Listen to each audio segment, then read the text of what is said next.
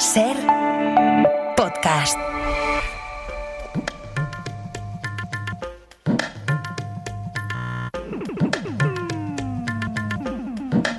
En la cadena Ser, Punto de Fuga. Con Pablo Morán.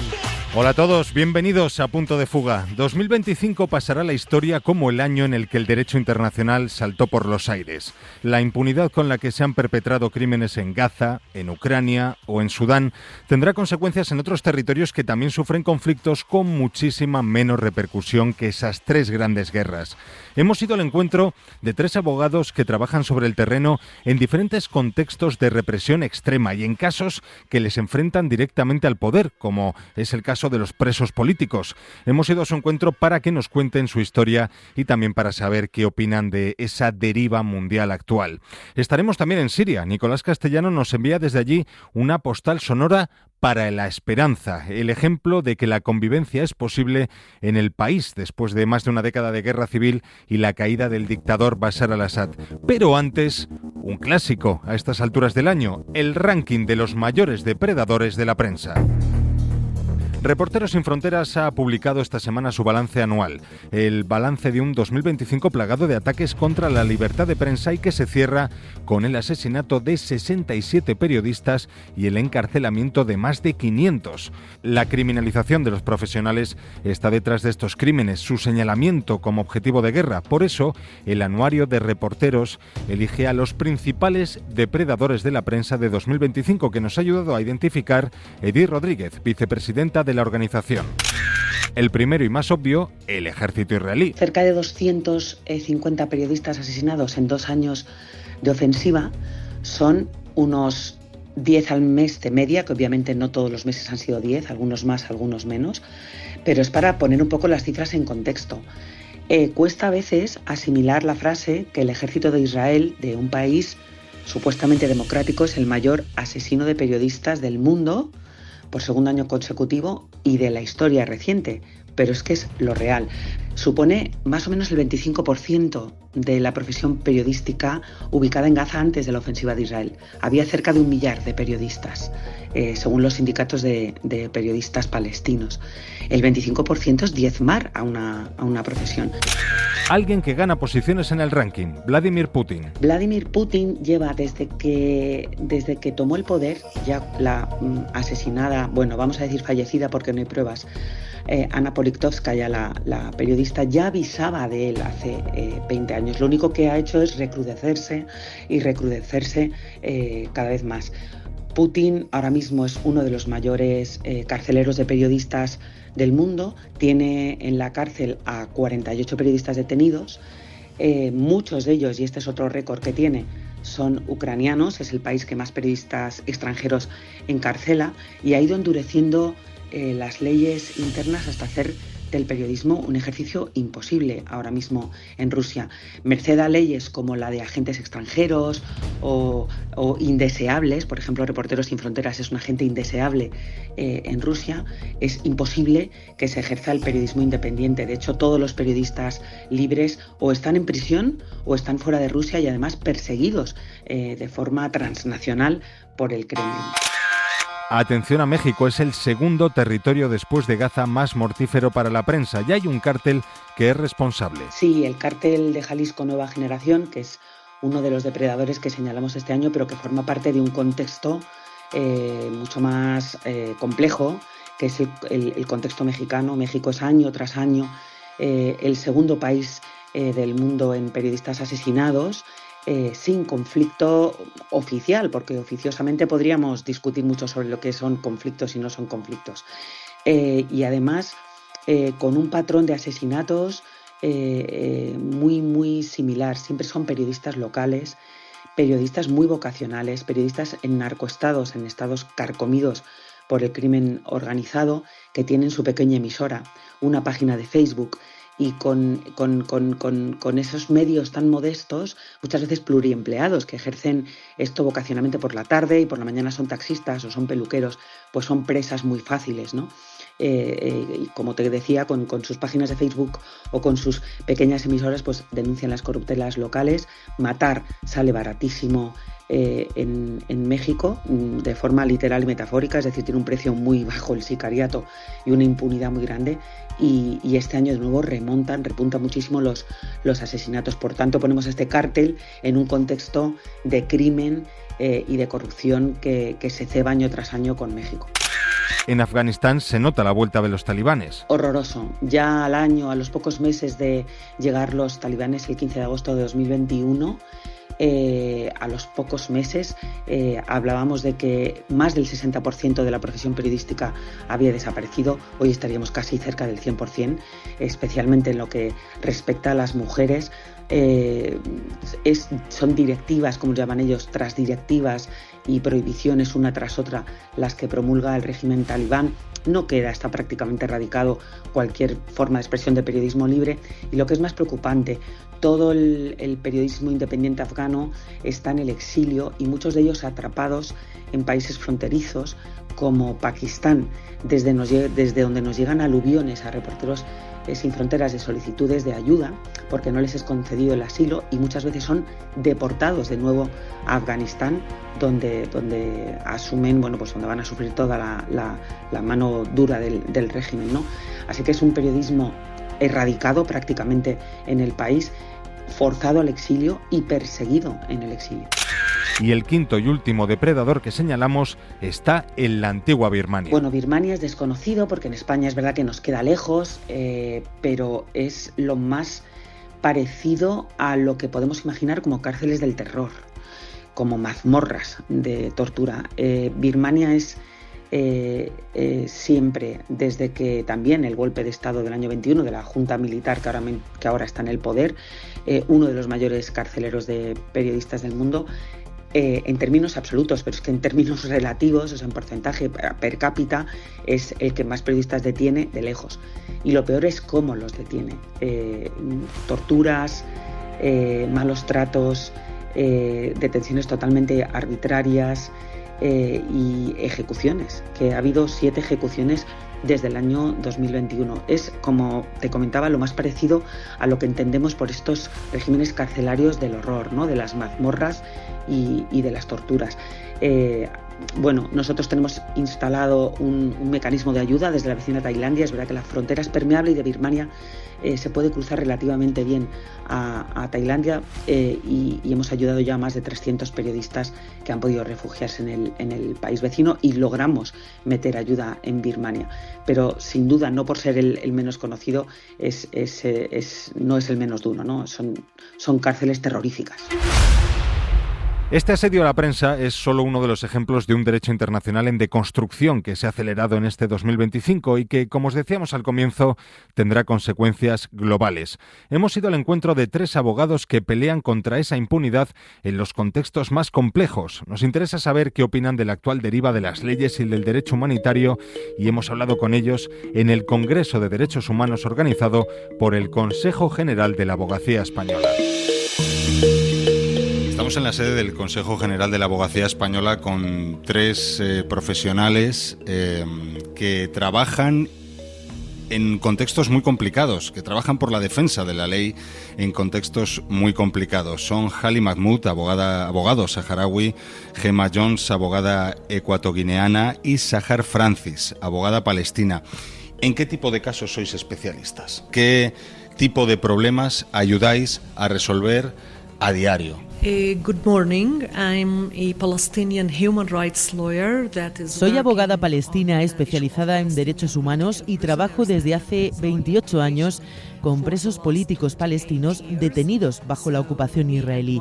Por eso, en la Asociación de Derechos Humanos y Apoyo a los Prisioneros, Adamir, a la que pertenezco, ofrecemos asistencia jurídica gratuita a los presos palestinos bajo el sistema judicial militar y civil de Israel. Visitamos los centros de detención y las prisiones para comprobar si hay tortura, malos tratos, acoso sexual u otras violaciones de la ley que denunciamos ante la Corte Penal Internacional. Internacional, la Corte Internacional de Justicia y el resto de plataformas judiciales. Empecé a trabajar con la organización en 1998 y la situación de los presos se ha deteriorado gravemente después del 7 de octubre. 7th of October 2023 for the prisoners, I mean. Gemma, tú también te encargas, y me consta, de temas muy sensibles también, como el que nos acaba de explicar ella, ¿no? Sí, es así. Mi especialidad anecdóticamente es derecho tributario, pero también soy defensora de derechos humanos y en territorio, en la República de Guinea Ecuatorial, lo que hacemos es promocionar los derechos humanos y las libertades fundamentales.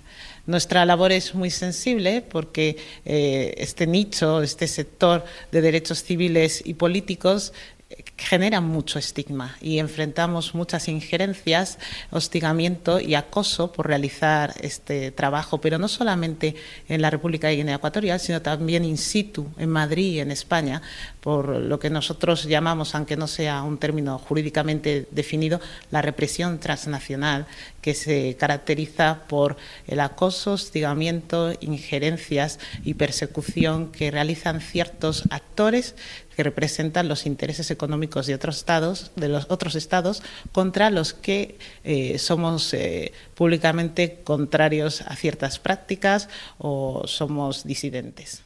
Es decir, estás sufriendo las consecuencias de, en fin, tratar de denunciar unos hechos que consideráis fuera de la ley, ¿no? Sí, así es. Normalmente esta clase de contratos o adjudicaciones siempre tienen ciertas problemáticas para ser ejecutados en terreno y de ahí surgen ciertas controversias y nosotros como abogados nos postulamos para traer transparencia, pero también a la vez somos víctimas por defender los intereses legítimos de nuestros clientes y sus derechos frente a terceros que no respetan tales prácticas y que atentan contra el libre ejercicio de la abogacía en Guinea Ecuatorial. Esto es muy frecuente. Jali, ¿qué hay de ti? بالنسبة لي أنا محمد حالي محامي. Él es Mohamed Hali, abogado vetado por ejercer su derecho a ejercer el abogado por parte del Estado marroquí. مدافع عن حقوق الإنسان. Me dedico a la defensa de los derechos humanos en el Sáhara Occidental y en específicamente el caso de los presos políticos en el Sáhara Occidental. Lo que me ha pasado es un caso singular que no se ha dado nunca, ya que mi caso salió oficialmente pronunciándose el gobierno de Marruecos, negándome en nombre propio a no ejercer debido a mi activismo y mi postura política en defensa de la autodeterminación del pueblo saharaui, impidiéndome ejercer nunca mi derecho y esto ha salido en un decreto oficial reconociendo que he aprobado la abogacía pero no tengo derecho a ejercerlo debido a mi postura política y a la defensa de la autodeterminación y los derechos humanos en el Sáhara Occidental. ¿Cómo ejerce la abogacía con esa amenaza constante? Él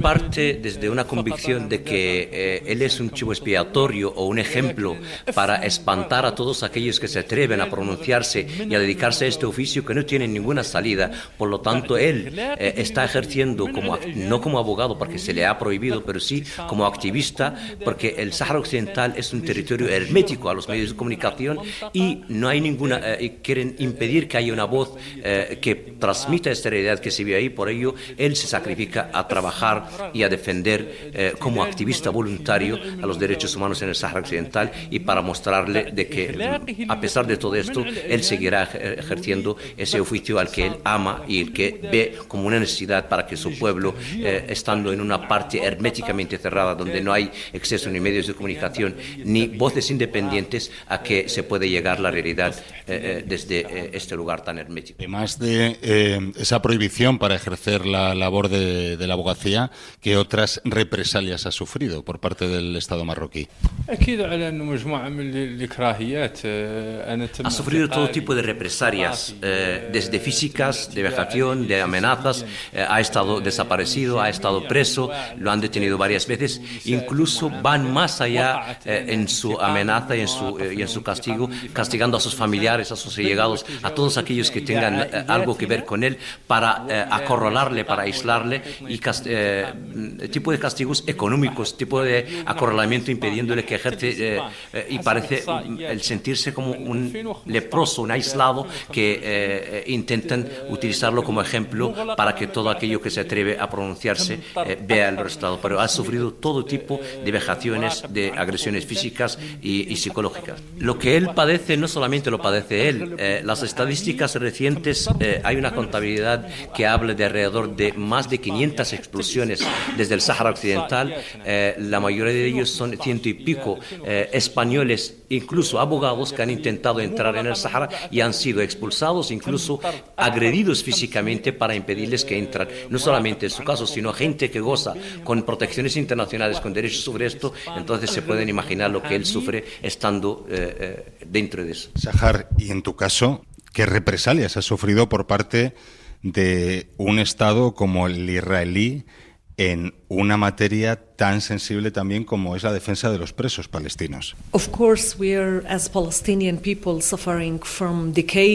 supuesto, como pueblo palestino llevamos décadas sufriendo opresión y violaciones de derechos básicos.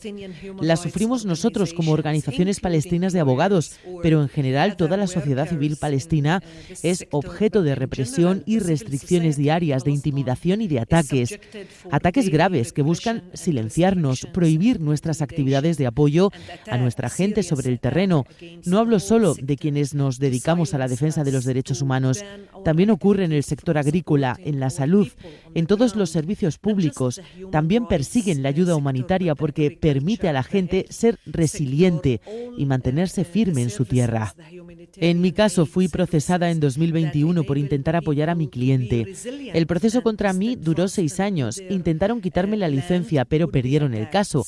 Sin embargo, desde entonces, tanto mi organización como yo misma hemos sido objeto de una larguísima campaña de difamación con acusaciones falsas contra nosotros. Esa campaña terminó en 2021, cuando Israel nos declaró organización terrorista. Entraron en las oficinas, sellaron las puertas, robaron los bienes que tenía la organización allí. Ocurrió con nosotros y otras 7 organizaciones que también fueron declaradas grupos terroristas. Intentaron prohibirnos trabajar. Reabrimos la oficina ese mismo día, pero en junio de ese año Estados Unidos nos declaró también organización terrorista por la presión de Israel. Eso está claro porque se basan en las mismas acusaciones falsas. La diferencia ahora es que nuestras cuentas bancarias en Estados Unidos están totalmente bloqueadas, aunque se trate de bancos palestinos. Perdimos nuestros fondos, pero tampoco podemos comunicarnos con quienes nos financian, otros colegas en Estados Unidos u organizaciones internacionales como Human Rights Watch. Si trabajan con nosotros, se convierten en criminales también. Las consecuencias intimidatorias tras la decisión de Estados Unidos son mucho más graves que en el caso israelí. Gemma, y en tu caso, ¿cómo se concreta ese acoso del que nos hablabas antes? ¿En qué acciones concretas? No, aparte de intimidación y toques de atención totalmente fuera de lugar, en el año 2023 fui inhabilitada durante 2 años para ejercer la abogacía. Felizmente conseguimos revocar la sanción en julio de este año, y aparte la difamación. He sido objeto de difamación en la televisión pública y en la televisión privada de Guinea Ecuatorial. Se hizo una grabación ilícita de mi voz, se manipuló y se emitió en el telediario del país ecuatoguineano, y actualmente pues estamos enfrentando junto con mi equipo legal una disputa judicial que sabemos que se va a prolongar en el tiempo. Entonces hay un menoscabo moral, un menoscabo económico que se genera con todo este tipo de acciones tendenciosas que sinceramente para los abogados. Para finalizar ya, y como reflexión rápida, yo estoy muy interesado en saber qué pensáis vosotros, que trabajáis en estos contextos tan complicados y en estas circunstancias tan complejas que nos habéis explicado, de la situación global del derecho internacional. Da la impresión de que nunca antes como ahora estaba siendo tan atacado, ¿no? Nosotros como abogados y figuras públicas de interés estamos sufriendo y estamos en un momento de mucha controversia, ¿no? Porque tampoco gozamos con la libertad ni con los mecanismos o recursos suficientes para que podamos trabajar con independencia. Y ya no hablo de Guinea Ecuatorial, sino también hablo de trabajar con independencia en España, en un Estado miembro de la Unión Europea. Entonces, nuestra labor sigue siendo la misma, continuar trabajando y alzando la voz en defensa de los derechos y libertades fundamentales para que podamos proteger a los colectivos sociales más vulnerables y podamos seguir visibilizando sus realidades sociales. I think we are witnessing a very sensitive, dangerous period.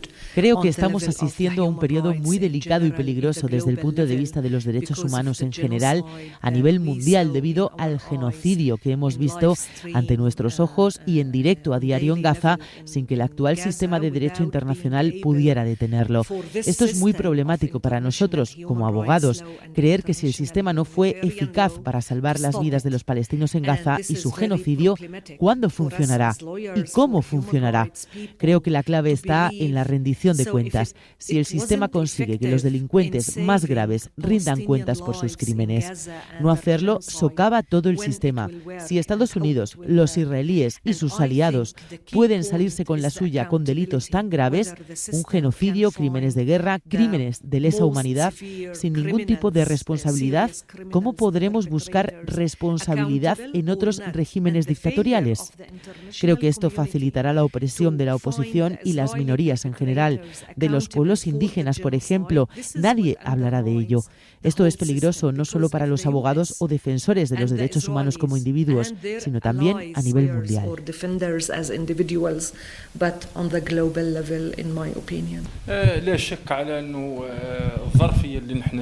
No cabe lugar a duda de que estamos atravesando el peor periodo que ha habido respecto a los derechos humanos, ya que estamos viendo a la legalidad pisoteada a cambio de los intereses económicos de grandes multinacionales y grandes intereses económicos. Los derechos humanos están siendo pisoteados, sacrificados. Estamos viendo de que hay una maquinaria económica que está siendo orquestada por grandes países que supuestamente son defensores de la democracia, pero sacrifican y que pisotean los derechos legítimos de los pueblos a existir a cambio de unos intereses económicos tan fragantes y que se sacrifica el derecho de las minorías, de los derechos legítimos de los pueblos a existir y los derechos individuales de las personas. Estamos viendo ejemplo claro de ello que respecto a nuestra causa, que es el causa del pueblo saharaui, que estamos viendo a Marruecos siendo empujado para que reconozca la soberanía de Israel sobre los territorios palestinos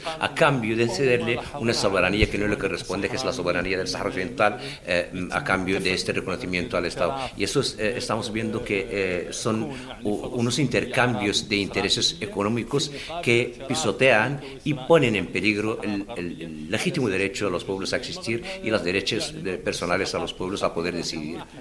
Lo estamos viendo también en esa democracia europea que llevan por bandera la democracia y que los países europeos estamos viendo como España y otros países europeos intentan esquivar la sentencia del Tribunal Europeo respecto al tema de los recursos naturales del Sahara Occidental, esquivándolo para negociar y comprar lo robado, cuando ellos llevan por bandera ese derecho internacional y la defensa de ese derecho internacional, pero cuando se trata de aplicarlo en defensa de los pequeños pueblos o la legitimidad del pueblo saharaui a gobernar y gestionar sus recursos naturales, estamos viendo cómo España y otros países europeos esquivan la sentencia del propio Tribunal Europeo para poder negociar y comprar y vender con Marruecos, poniendo en peligro la legalidad internacional. Y apoyan el plan de autonomía marroquí, ¿verdad?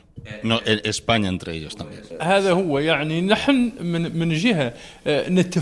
Nosotros como pueblo saharaui somos los primeros que entendemos que los países siempre están buscando sus intereses, sus beneficios, pero esto nunca puede ser en detrimento del derecho legal del pueblo saharaui a gestionar sus propios recursos. No puede ser en detrimento de la legalidad internacional que ellos mismos han dictado, que ellos mismos están defendiendo, y no puede ser aplicada en una parte y en otra parte es vulnerable y violada sistemáticamente a cambio de los intereses económicos.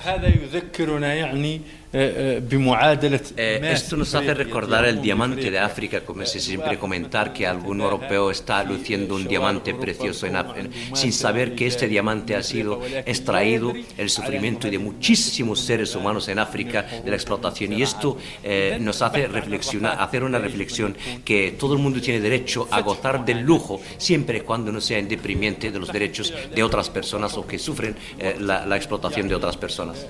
Y por último quiero hacer un llamamiento a que nosotros los víctimas, ya que estamos viendo que los verdugos se están uniendo cada vez y cada vez son más fuertes y más influyentes, nosotros los víctimas también tenemos que ejercer un contacto de unión para fortalecernos y para apoyarnos mutuamente y para defender nuestros derechos conjuntamente, porque si nos dividen nos hacen más débiles y por lo tanto ellos están cada vez más unidos reprimiéndonos. Nosotros debemos de estar más unidos para defendernos. Muchas gracias a los tres. En la cadena SER, Punto de Fuga. Y al cierre, una postal sonora para la esperanza, como os decíamos, y desde Siria, justo un año después de la caída de Bashar al-Assad. Postal que nos manda Nicolás Castellano desde Malula, un ejemplo de reconciliación en Siria después de 10 años de guerra civil.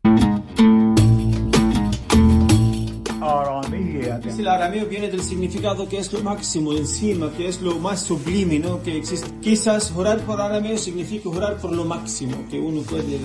¿Y cómo se dice te lo juro en arameo?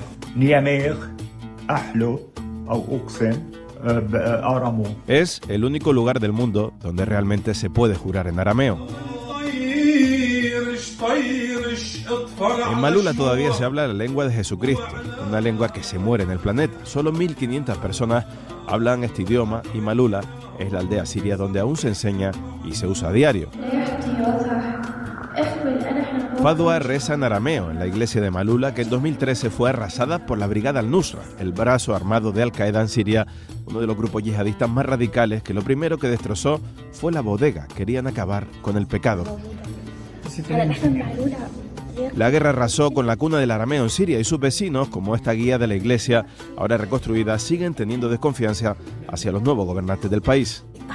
Desconfianza o miedo porque muchos de los grupos yihadistas que les han atacado o impulsado estos ataques contra minorías religiosas, como la católica, están ahora en el gobierno, de alguna manera, del nuevo hombre fuerte de Siria, al-Shara.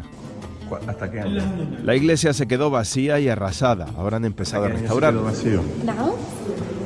En esa bodega, arrasada por los terroristas, solo quedó una botella de vino y cuando los frailes recuperaron el control, se convirtió en el néctar simbólico de la nueva época. Fadwa detalla cómo los barbudos yihadistas entraron también en el monasterio, enclaustrado entre rocas gigantes, y secuestraron incluso a las monjas, las últimas guardianas de las celebraciones católicas en arameo. Y luego secuestraron a todas las monjas del otro monasterio. Eran 12 monjas, las secuestraron y las llevaron a ellas. Y luego fueron devueltas.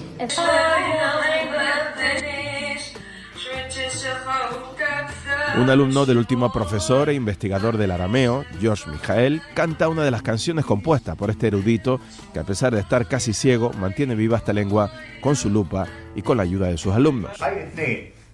Se queja George de la guerra y la pobreza que les expulsó del pueblo a casi toda la población. Se suspendieron las clases y el arameo está más debilitado que nunca, como recuerda la UNESCO. En su casa nos enseña orgulloso sus traducciones al arameo de poemas de Pablo Neruda. Cuando salimos de la casa del viejo profesor, helada y sin calefacción porque no puede pagársela como el 90% de los sirios que viven bajo el umbral de la pobreza, llegamos a la carnicería de Oday Diab. Este musulmán de 35 años regenta la única carnicería del pueblo donde compran tanto las 150 familias católicas como la veintena de musulmanas que han vuelto a Malula después de la caída de los al-Assad. Oday, que fue detenido en varias ocasiones por el régimen, así que este 8 de diciembre, en el aniversario de la caída de la dictadura que destrozó el país y a más de 1 millón de familias durante 50 años, ha salido a las calles a celebrarlo. Sus vecinos del local regentan otra tienda donde se vende incluso alcohol sin problema. George es el católico que está en el mostrador y su mejor amigo desde la escuela es Mohamed, musulmán que también ha regresado a Malula hace solo unos meses. Un futuro mejor con el que sueñan y con el que quieren que Malula vuelva a ser el destino turístico de antaño. Visitando las ruinas de lo que fue el hotel donde se hospedaban muchos turistas que llenaban las calles de esta cuna del arameo, encontramos a Mayra Silva, una turista que gusta visitar zonas de conflicto y que lo hace de mano de una agencia australiana que lo mismo te invita a Kabul que a Mogadiscio y ahora tienen en catálogo Siria. Benjamin es el guía de Siga Tours, la agencia de viajes especializada en visitas a zonas de conflicto que describe lo que ha cambiado Siria antes y después de la caída del régimen hace ahora un año. Dice que sobre todo le sorprende ahora la vestimenta y que haya muchos pueblos con carteles donde a las mujeres se les dice directamente que tienen que taparse enteras. 200.000 desaparecidos, más de 30.000 muertos solo en las prisiones durante la guerra. Siria está arrasada y su reconstrucción llevará décadas. Mientras en Malula, que se ha convertido en el mejor ejemplo de reconciliación y convivencia entre musulmanes y cristianos de la nueva Siria, se jura que aquí, en la cuna del arameo, salvarán su propia lengua y convivirán a pesar de todas las influencias.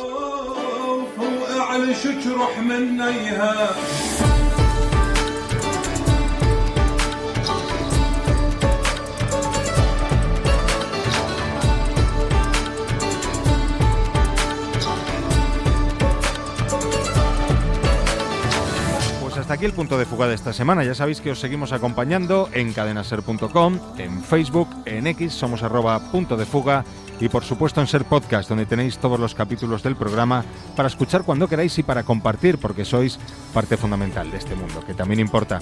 Hasta el domingo que viene. Adiós. Para no perderte ningún episodio, síguenos en la aplicación o la web de la SER, Podium Podcast o tu plataforma de audio favorita.